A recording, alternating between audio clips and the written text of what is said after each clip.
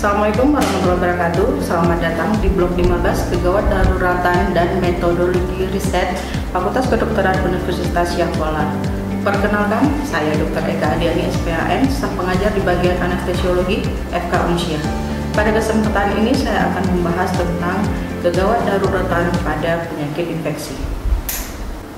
Sebagai pendahuluan, kita ketahui penyakit infeksi yaitu penyakit yang disebabkan oleh mikroorganisme patogen, bisa berupa bakteri, virus, parasit, atau jamur yang menular secara langsung ataupun tidak langsung, bisa melalui perantara vektor dari satu individu ke individu yang lainnya.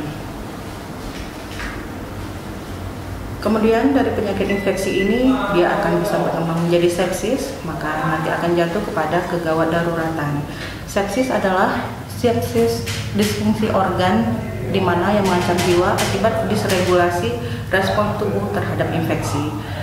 Nah, dari sepsis jika nanti dia akan berkembang menjadi shock septic jika adanya hipotensi yang menetap yang membutuhkan vasopresor untuk mempertahankan MAP di atas 65 mm air raksa dan kadar laktat serum di atas 2 mmol per liter.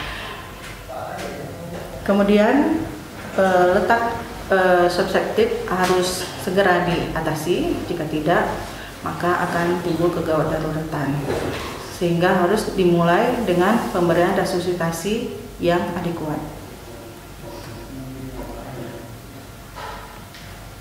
Ini untuk sepsis dan septic shock, di mana patogenesa dan klinikal gejala klinisnya dimulai dengan patogen. Patogen itu bisa berupa bakteri, jamur, virus, atau parasit yang masuk ke dalam tubuh manusia. Kemudian dari infeksi ini nanti akan mengaktifasi respon imun tubuh. Nanti akan nampak dari gejalanya yaitu demam, leukositosis, atau likopeni. Kemudian nanti dari pemeriksaan diftelnya ada pergeseran ke kiri. Kemudian nanti dari kompensasi tubuhnya bisa berupa takipnu, kemudian penurunan kesadaran dan terjadinya hipotensi. Jika tidak teratasi, maka akan terjadinya penurunan perfusi dan oksigen delivery ke organ. Jika juga tidak teratasi, maka nanti akhirnya terjadinya organ disfungsi. Nah, untuk patogenesanya ini selain juga faktor dari patogennya, ini dipengaruhi oleh komorbid dari si pasiennya, dimana apakah pasien mengalami imunosupresi atau ada penyakit metabolik lainnya seperti hipertensi atau DM. Kemudian juga berpengaruh dari tingkat virulensi dari si kumannya, kemudian juga dari daya infeksi dari si kumannya, dan juga faktor genetik.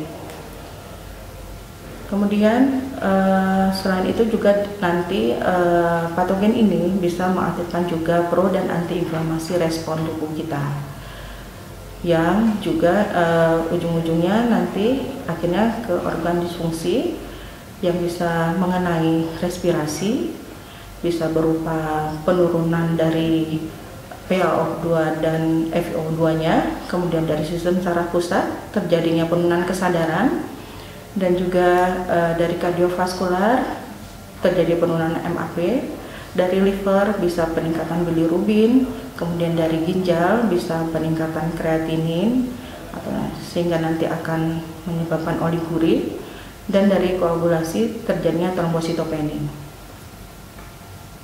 Nah, gabungan dari kumpulan gejala ini yang disebut dengan septic shock. Tanda mudah yang bisa kita lihat yaitu dari penurunan MAP di bawah 65 dan peningkatan laktat di atas 2 mmol per liter.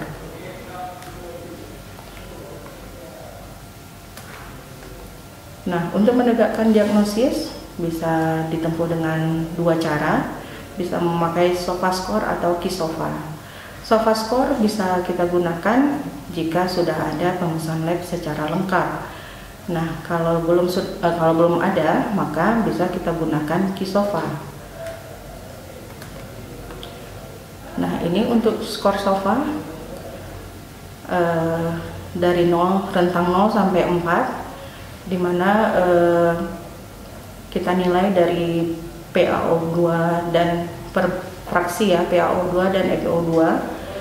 Di sini nilainya kalau 0 di atas sama dengan 400, kemudian kalau yang 4 di bawah 100 tapi dengan sudah alat bantu napas.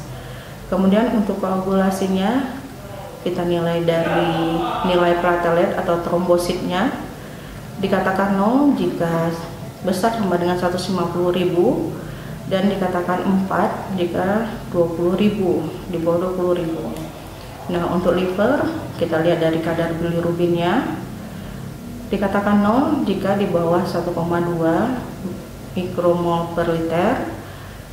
Kemudian ini 0, rentang 1,2 sampai 1,9 ya. Kemudian 2 sampai 5,9. Skor 3 jika di bawah 6 sampai 11,9, dikatakan 4 jika di bawah 12. Nah, untuk sistem kardiovaskularnya kita nilainya dari MAP. Jika 0, MAP-nya besar sama dengan 70 mm air raksa. Jika 1 di bawah 70 mm air raksa. 2 sampai 4 ini sudah dengan topangan dopamin atau dobutamin. Sedangkan untuk sistem saraf pusat kita nilai dari GCS-nya. Kalau 0, GCS-nya 15, 1 13 sampai 14, kemudian 2 10 sampai 12. Kalau 3 6 sampai 9, di bawah 6 yaitu skornya 4. Untuk renal, sistem renal kita cek dari kreatininnya dalam miligram per desiliter. Kalau 0 1,2, kemudian seterusnya jika 4 kreatininnya itu di atas 5. Untuk urin outputnya kita nilai jika di bawah 200 ini skornya langsung 3. Kalau di bawah 20 itu milimeter per hari ya, itu sudah skornya 4. Nah, dikatakan sepsis jika skor SOFA ini besar sama dengan 2. Nah, jika kita belum memiliki laboratorium atau pemesan penunjang, nah kita lihatnya dari laju pernapasan di atas 22 kali per menit.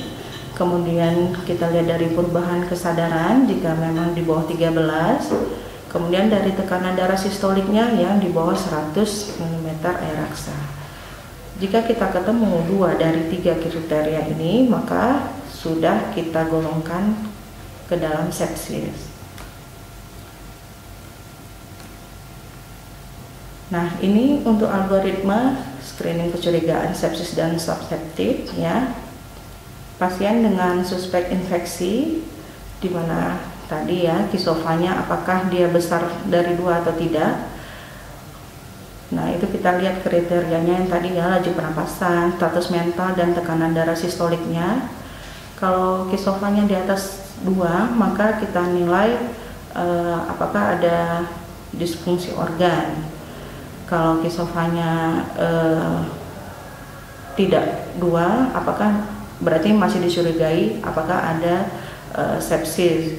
Kalau masih dicurigai iya, maka ini alurnya nilai lagi apakah ada terjadi disfungsi organ.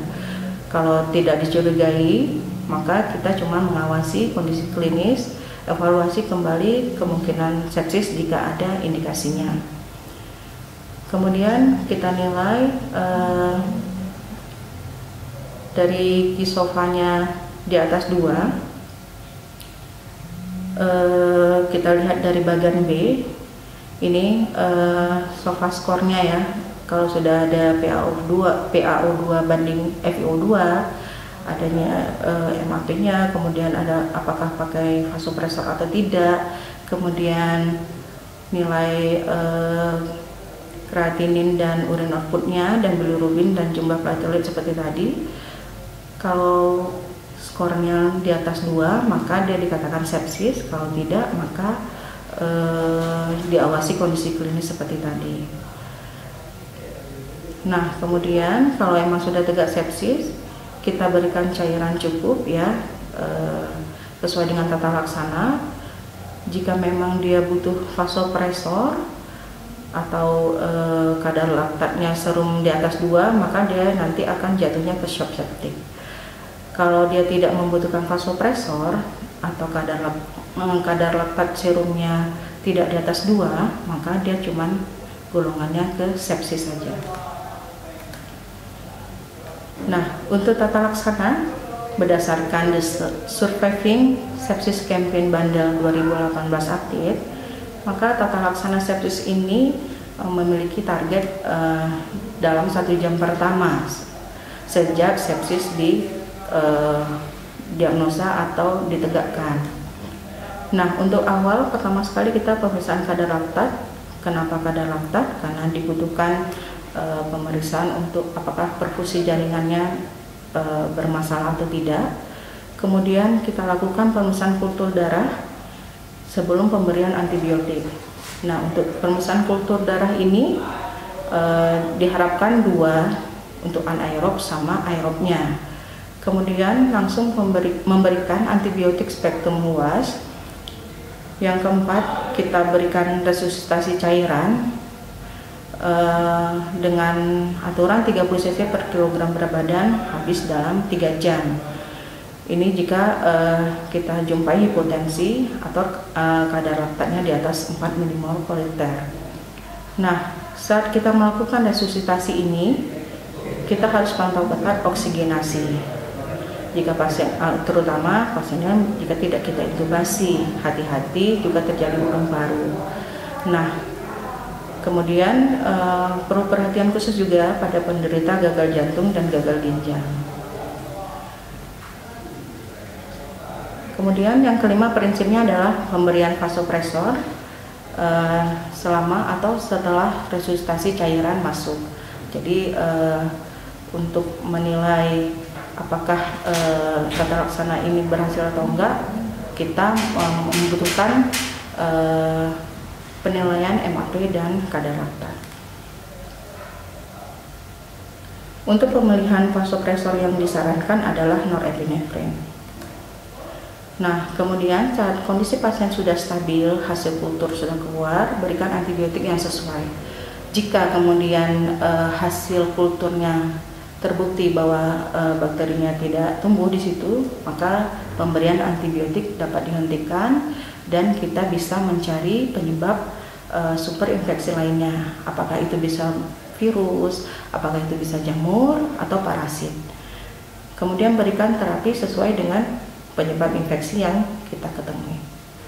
Demikian kuliah hari ini. Saya harap ilmu yang didapat bermanfaat. Assalamualaikum warahmatullahi wabarakatuh.